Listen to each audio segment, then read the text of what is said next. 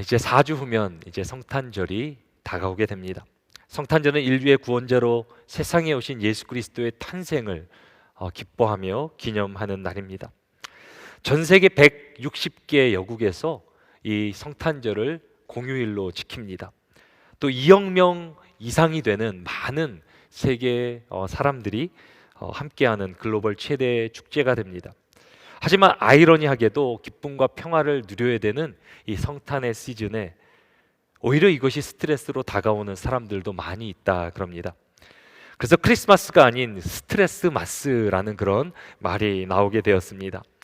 우리가 연말이 되면 또 사랑하는 사람들에게 또 아는 사람들에게 선물을 사고 또 특별한 모임을 갖게 되는데요. 이것으로 인해 경제적 압박이 있다 그럽니다. 또 소셜 미디어와 또 인터넷을 통해 화려한 다른 사람들의 삶을 우리와 비교하게 되므로 상대적 박탈감이 또 일어나게 된다 그럽니다. 그리고 12월에 몰리는 각종 모임들로 인해 우리 안에는 피로가 계속 누적되고 쌓이게 된다라고 합니다. 또 싱글들에게는 크리스마스에 뭐해? 라는 그런 질문조차도 스트레스가 된다고 합니다.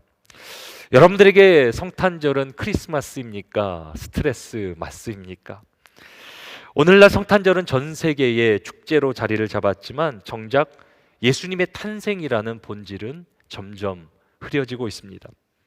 예수님이 가장 낮고 천한 곳에 임하셨지만 오늘날의 성탄절은 가장 사치스럽고 소비가 많은 날이 되었습니다. 예수님 당시 분주함 가운데 그분을 모실 빈방이 없었는데 지금도 마찬가지로 우리의 분주함 때문에 예수님을 모실 마음의 공간이 없습니다. 그래서 교회는 성탄절을 앞두고 예수님의 오심을 기다리는 훈련을 했습니다. 그것이 애드벤트, 대림절이라고 합니다.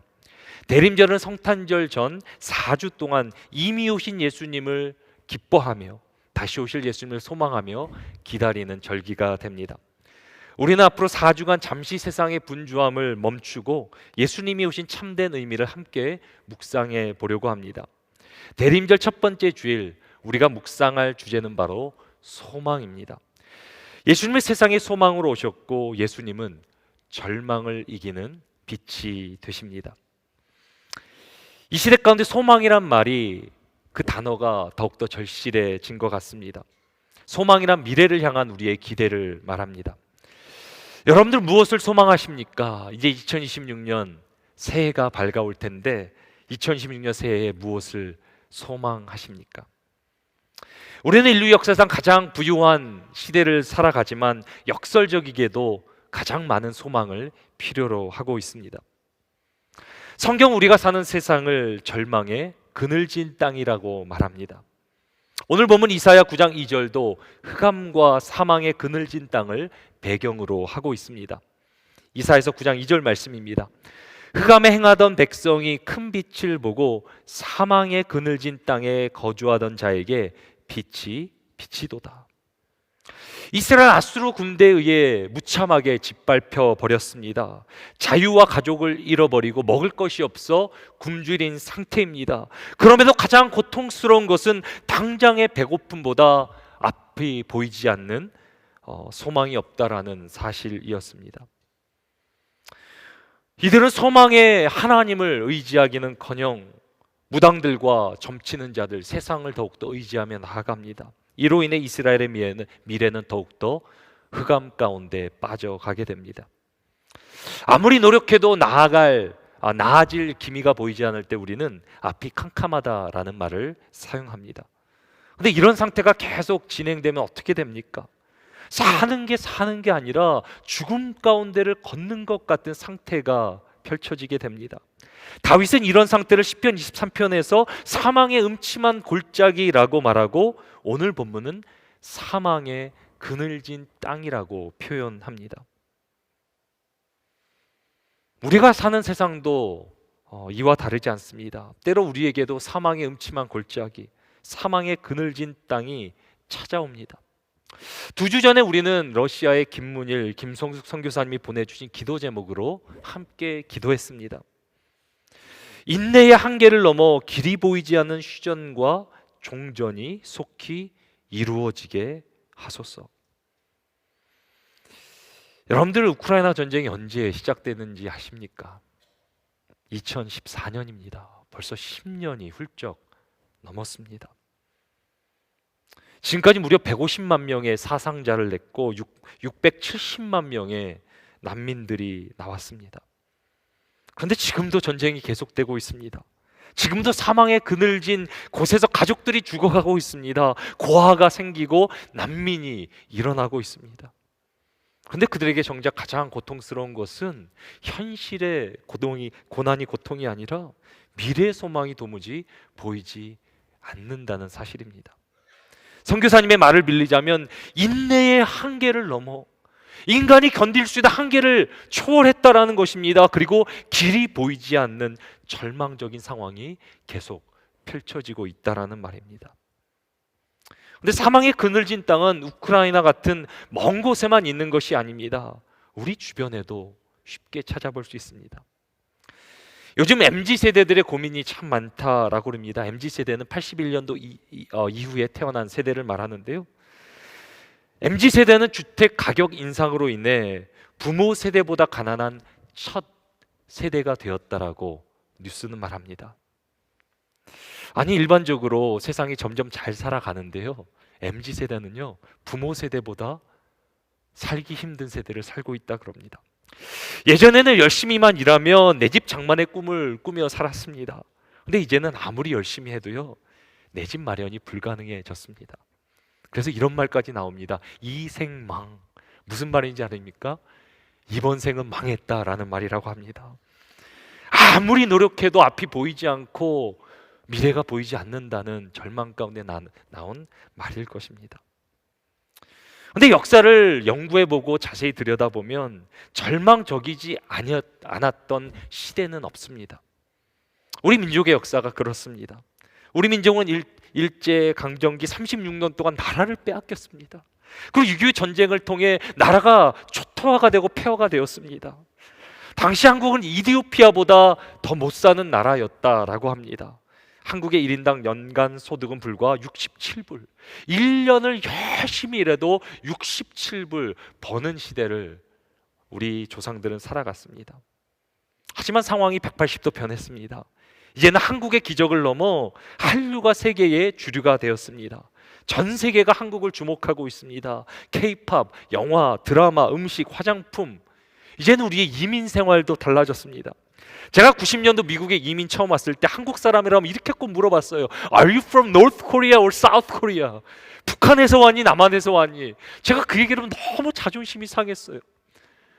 우리 미국 친구들 가운데 한국이 어디 붙어 있는지 모르는 사람이 태반이었어요. 그러던 미국 사람들이 이제는 한국말을 배우고 싶고 또 한국 문화를 접하고 싶어 합니다. 한국 민족은 역사 가운데 가장 풍요로운 시대를 살아갑니다. 그러면서 이 시대 우리 모두는 절망이라는 힘겨운 인생의 무게를 지고 살아갑니다. 왜냐하면 이 절망이란 것은 현재보다 미래와 더 관련이 있기 때문입니다. 절망은 현실의 고난 때문에 일어나는 게 아니라 미래의 소망이 보이지 않을 때 사람은 절망에 빠지게 됩니다. 지금 아무리 괜찮아도 내일이 괜찮지 않다면 사람은 절망하게 돼 있습니다. 반대로 지금이 아무리 힘들어도 미래의 소망이 있다면 그 절망은 사라지게 됩니다. 2010년 남미 칠레의 산호세라는 지역에서 광산이 붕괴돼서 전 세계가 이 사건을 주목하게 되었습니다. 광산이 붕괴돼 33명의 광부들이 무려 지하 700m 지하에 갇히는 그런 사태가 벌어지게 됩니다. 그들은 무려 69일 동안 햇빛 한 줌 없는 칠흑 같은 어둠 가운데 지내게 되었습니다. 식량은 매일 떨어져 가고 산소는 희박해지고 공포가 그들을 잠식했습니다. 그곳은 말 그대로 사망의 그늘진 땅이었습니다. 하지만 17일 되던 날 기적이 일어납니다. 지상에서 내려온 드릴이 갱도를 뚫고 작은 구멍을 낸 거예요. 작은 구멍. 그 작은 구멍을 통해 빛이 들어오게 됩니다. 그리고 가족들이 보낸 편지와 생필품이 몇 가지 내려왔습니다. 33명의 광부들의 환경은 바뀌지 않았습니다. 아직도 여전히 지하 700m에 갇혀 있습니다. 하지만 그들은 더 이상 절망하지 않았습니다. 왜냐하면 그들은 빛을 보았기 때문입니다. 그 빛이 그들에게 너희는 살 수 있어, 너희를 반드시 구해낼 거라라는 메시지를 주었습니다. 사망의 그늘진 곳에 임한 절망은 작은 구멍을 통해 들어온 빛으로 사라지게 됩니다. 사랑하는 여러분, 그런 빛이 바로 우리가 믿는 예수 그리스도이십니다. 우리 인생의 무너진 갱도 가운데 뚫고 들어오신, 우리의 아무런 소망 없고 미래가 없는 우리 인생 가운데 그 예수 그리스도께서 빛으로 임하셨습니다. 오늘 본문 이사야서 9장 2절 말씀 우리 다시 함께 한번 읽어보겠습니다. 흑암에 행하던 백성이 큰 빛을 보고 사막의 그늘진 땅에 거주하던 자에게 빛이 비치도다. 흑암에 행하던 백성, 아무런 소망이 없고 사망의 그늘진 땅에 거주한 자에게 무엇이 말입니까? 빛이 임하게 되는데 그냥 빛이 아니라 a great light, 큰 빛이 임하게 되었다. 그 빛은 모든 절망을 이기는 빛이라고 성경은 말합니다. 그래서 예수님은 절망을 이기는 빛으로 세상에 오십니다. 세상에 절망만큼 두려운, 무서운 것이 없습니다. 인간이 절망에 빠지면 아무리 현실이 괜찮아도 무너지게 됩니다. 주저앉게 됩니다. 근데 그 절망을 이기는 능력이 바로 소망이란 것입니다. 오스트리아 정신과 의사 빅터 프랭클이라는 사람이 있는데요, 우리에게도 죽음의 수용소라는 책으로 잘 알려진 작가입니다. 프랭클의 가족은 2차 세계대전 가운데 포로 수용소에 잡혔습니다. 그런데 이런 암울한 소식이 들리는 거예요. 딸과 아내가 가스실에서 사형을 당했다는, 죽임을 당했다는 소식을 듣게 됩니다. 모든 소망이 사라진 그 상황 가운데 그는 한 가지 무모한 소망을 꿈꾸기 시작합니다. 언젠가 수용소의 삶이 끝날 때 자기 아내와 딸이 자기를 기쁘게 반겨줄 것이라는 말도 안 되는 소망입니다. 어떻게 보면 허황된 것 같고 말도 안 되는 소망인데, 그 소망으로 인해 프랭클은 절망의 고통을 끝까지 견뎌냅니다. 그리고 그는 이렇게 말합니다. 극심한 고통 속에서도 소망을 갖는 사람은 살아낼 수 있는 힘을 얻는다. 소망이 바로 고통을 이기는, 절망을 이기는 힘이라는 것입니다. 하지만 성도 여러분, 성경이 말하는 소망은 그 정도가 아닙니다. 세상이 말하는 긍정적인 사고나 마인드 컨트롤이 아닙니다. 성경이 말하는 소망에는 분명한 근거가 있습니다. 그 근거는 바로 예수 그리스도이십니다. 먼저 예수님은 영생의 소망이 되십니다. 디도서 1장 2절입니다. 영생의 소망을 위함이라. 이 영생은 거짓이 없으신 하나님이 영원 전부터 약속하신 것인데. 예수 그리스도 누구십니까? 거짓이 없이 하나님께서 영원 전부터 우리에게 약속하신 영원한 생명의 소망이 바로 예수 그리스도라고 성경은 말합니다. 인간은 결국 죽음 앞에 서야 합니다. 하지만 세상에 어떤 소망이 죽음의 절망을 이길 수 있겠습니까? 죽음의 절망을 이기는 오직 소망은 예수 그리스도 한 분밖에 없습니다. 왜? 그분은 영원한 생명의 소망 되시기 때문입니다. 이 영원한 소망 앞에 무릎을 꿇은 한 사람이 있습니다. 바로 이어령 교수라는 분입니다. 그에게는 자기 생명보다 더 귀한 딸이 하나 있습니다. 김미나라고 합니다. 근데 사랑하는 딸이 시력을 잃어버린 거예요. 시력을 잃어가는 그 죽음의 절망 가운데, 내가 나보다 더 사랑하는 그 딸이 시력을 잃어가는 그 절망 가운데 그는 비로소 생명의 빛을 보게 되었다라고 우리에게 고백합니다. 사람의 이해할 수 없는 그 생명의 빛, 내 딸이 본 그 생명의 빛, 예수 그리스도를 나도 보기 원합니다. 그러나 내 삶의 기적을 기대해서 예수를 믿는 것은 아닙니다. 기적이든 물질이든 권세든 명예든 건강이든 다 중요하지만 영원한 힘이 아닙니다. 단 하나, 내가 진실로 믿는 것, 그것은 부활, 영원한 생명을 얻는 부활입니다. 아무것도 보이지 않는 절망의 순간, 이어령 교수는 소망의 빛을 보게 됩니다. 그 소망은 영원한 생명을 주는 소망이었습니다. 그 안에, 그 앞에 무릎 꿇고 예수 그리스도의 제자로 살기로 결단을 내립니다. 더 나아가 예수님은 우리의 리빙 홉, 산 소망이 되십니다. 베드로전서 1장 3절은 그 소망에 관해 이렇게 증거합니다. 우리 주 예수 그리스도의 아버지 하나님을 찬송하리로다. 그의 많으신 긍휼대로 예수 그리스도를 죽은 자 가운데서 부활하게 하심으로 말미암아 우리를 거듭나게 하사 산 소망 있게 하시며 우리를 다시 살게 하시며 우리에게 산 소망, living hope, 살아있는 소망을 주셨다라고 말합니다. 예수는 말씀하신 그대로 죽음의 권세를 이기고 부활하십니다. 그리고 지금도 우리 가운데 살아 역사하십니다. 우리 예배 가운데 찬양 가운데 거하시고 지금도 우리에게 살아있는 소망을 주시는 분이 예수 그리스도라고 성경은 말합니다. 그래서 우리는 오늘도 이렇게 찬양할 수 있습니다. 살아계신 주, 지금도 살아계신 주, 나의 참된 소망 되십니다. 걱정 근심 전혀 없습니다. 사랑의 주, 내 갈 길, 나의 미래를 인도해 주시니 내 삶의 모든 기쁨 늘 충만합니다. 이것이 우리의 찬양 아닙니까? 눈에 보이지 않아도 예수 그리스도 나에게 살아있는, 살아 숨쉬는 소망이 되시기에 예수 그리스도 안에서 미래를 소망하며 절망을 이기며 살아갈 수 있는 것이 우리의 삶 아니겠습니까? 예수 그리스도는 리빙 홉, 우리의 산 소망이 되어 주십니다. 그래서 예수님은 우리의 영혼의 닻이 되어 주십니다. 히브리서 6장 19절 말씀 우리 같이 함께 읽겠습니다. 우리가 이 소망을 가지고 있는 것은 영혼의 닭 같아서 튼튼하고 견고하여 휘장 안에 들어가나니. 아멘. 너무나 멋있는 구절이에요.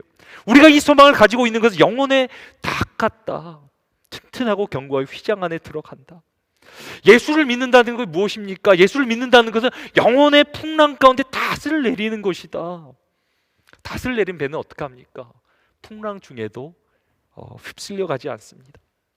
마찬가지로 예수 그리스도의 소망의 닻을 내린 사람은 인생의 풍랑 가운데 흔들릴지라도 절대로 침몰하지 않는 것입니다.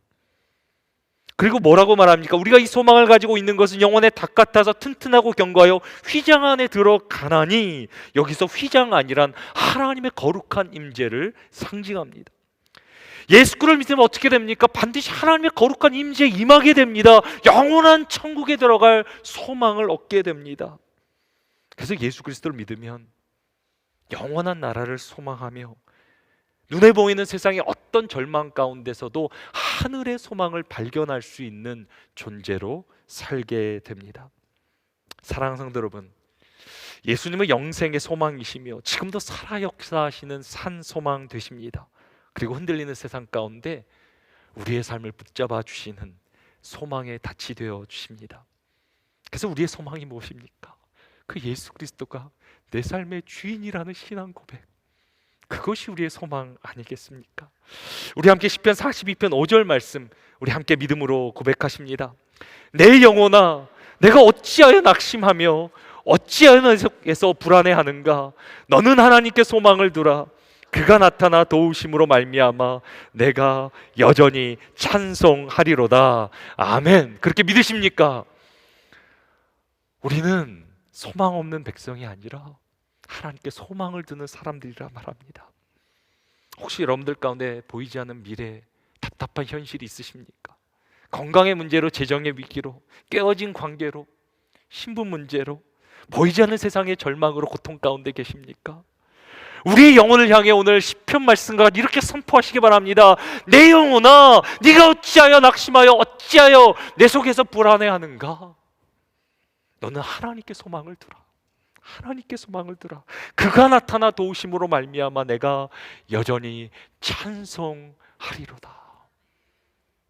이 약속의 말씀을 통해 절망 가운데도 소망을 가지고 그 소망의 노래를 부르는 우리 모두가 되기를 주님의 이름으로 축원합니다. 우리의 오직 소망은 예수 그리스도 한 분이십니다. 고난의 어둠이 짙어가면 갈수록 예수 그리스도 우리 가운데 더욱더 찬란하게 빛이 날 것입니다. 빛으로 오신 예수 그리스도 소망으로 말미암아 우리 안에는 모든 어둠의 영이 어둠이 물러나게 되기를 주님의 이름으로 축원합니다. 우리는 빛으로 세상에 오신 예수 그리스도를 모시며 살아야 합니다. 그리고 이제는 우리가 세상의 빛이 되어야 합니다. 세상의 작은 빛으로 산다라는 것은 우리에게 여러 가지 의미로 다가올 수 있습니다. 우리 주위에 얼마나 힘들고 어려운 분들이 있습니까? 예수님은 이 땅에 낮고 천한 곳에 우리를 찾아오셨는데 우리도 힘들고 어려운 사람들을 찾아가 그분을 돕는다는 것, 그것이 어떻게 보면 작은 빛으로 살아가는 것입니다. 또 세상에는 얼마나 거짓이 판을 치고 있습니까? 그런 가운데 진리 되시는 예수님을 붙잡고 내가 진실되게 또 이 땅에 성실하게 신실하게 산다는 것, 그것 또한 작은 빛으로 살아가는 모습입니다. 또 힘들고 연약한 사람들을 위해 내가 무릎 꿇어 중보의 자리로 나가는 것, 그들을 위해 기도하는 것, 그것도 빛의 사명을 감당하는 것입니다. 사도 베드로는 여기 하나를 덧붙여 우리에게 작은 빛으로 살아가는 또 하나의 방법을 소개합니다. 베드로전서 3장 15절입니다. 너희 마음에 그리스도를 주로 삼아 거룩하게 하고 너희 속에 있는 소망에 관한 이유를 묻는 자에게는 대답할 것을 항상 준비하되 온유와 두려움으로 하고. 우리 안에 예수 그리스도를 주로 삼아 거룩하게 사는 가운데 우리 안에 있는 소망, 우리에게 소망을 예수 그리스도를 묻는 세상의 질문 가운데 무엇을 답할지 ready, 항상 준비되어 있으라 라고 말합니다. 여러분들은 여러분들의 소망에 관해 질문을 받아본 적이 있으십니까? 2026년 이제 새해가 밝을 텐데 여러분들은 그 새해 무엇을 소망하십니까? 여러분 혹시 골프 좋아하십니까? 현재 PGA 세계 랭킹 1위를 차지하고 있는 사람은 스카리 셰플러라는 골퍼입니다. 무려 150주 이상 1위 자리를 지키고 있다 그럽니다. 이제 작년 2024년 마스터스라는 메이저 경기가 벌리게 되는데 그 경기 당일 얼마나 셰플러는 긴장이 됐겠습니까? 극도의 긴장 가운데 있는데 믿음의 친구들이 이렇게 연락을 주고 격려해 주었다 그럽니다. 너의 승리는 이미 십자가에서 이루어졌어. 그들의 관심은 마스터스 승리하냐 아냐가 아니었습니다. 친구들이 뭐라고 격려해요? 너의 승리는 이미 이루어졌어. 십자가 예수 그리스도 승리하셨어가 셰플러에게 주던 친구들의 격려의 말이었습니다. 그 친구들의 격려로 인해 셰플러는 마음의 중심을 잡게 됩니다. 그리고 이렇게 인터뷰에서 대답합니다. 이 경기를 이기든 지든 저는 이미 안전하며 제 정체성은 흔들리지 않습니다. 하나님께서 내 삶에 행하신 모든 일을 통해 그분을 영화롭게 하는 것이 내 삶의 목적입니다. 정말 멋지지 않습니까? 그 고백과 함께 셰플러는 마스터스에서 우승을 하게 됩니다. 사람들은 그의 골프 실력에 주목하지만 셰플러의 오직 목적이 무엇입니까? 나와 함께 하시며 나를 나되게 하신 하나님께 내 삶을 통해 영광을 올려드리는 것, 그것이 셰플러의 오직 목적이라. 세상이 소망을 물을 때 그는 예수 그리스도를 답합니다. 혹시 여러분들 골프 치십니까? 이 정도 목적을 가져야 골프 쳐야 되는 거 아니겠습니까? 그저 내가 실력을 드러내고 오늘 잘 맞았네, 덜 맞았네가 아니라 우리가 먹고 마시든지 무슨 일을 하든지 하나님의 영광을 목적으로 살아가는 것, 그것이 우리의 삶입니다. 2000년 전 세상의 소망으로 오신 예수님은 장차 영광의 왕으로 다시 오실 것입니다. 그분을 세상에 증거하는 것, 그분을 세상의 소망으로 소개하는 것, 그것이 우리의 본분 아니겠습니까? 이 시대 교회가 크리스찬들이 세상 가운데 무기력해진 이유가 무엇입니까? 그것은 더 이상 다시 오실 예수 그리스도를, 그분에게 약속하신 천국을 우리가 소망하지 않기 때문입니다. 그래서 C.S. 루이스는 이렇게 말합니다. 오늘날 그리스도인들이 이토록 무기력해진 이유는 그들이 내세에 대한 생각을 포기했기 때문이다. 천국을 목표로 하면 세상을 덤으로 얻지만 세상을 목표로 하면 둘 다 잃게 될 것이다.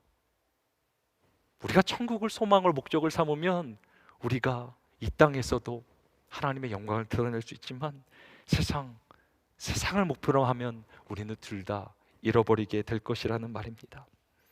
사랑하는 여러분, 다시 오실 예수 그리스도를 소망하며 다가올 천국을 소망할 때 우리는 우리의 삶은 더욱더 소중하고 의미 있는 삶을 살게 될 수 있습니다. 고난과 절망이 있더라도 그때도 하나님의 뜻을, 하나님의 소망을 발견하며 나의 모든 것을 다해 하나님께 영광을 올려드리는 영원의 삶을 살아가게 됩니다. 사랑하는 여러분, 우리 주님은 반드시 다시 오시는 줄 믿으시기 바랍니다.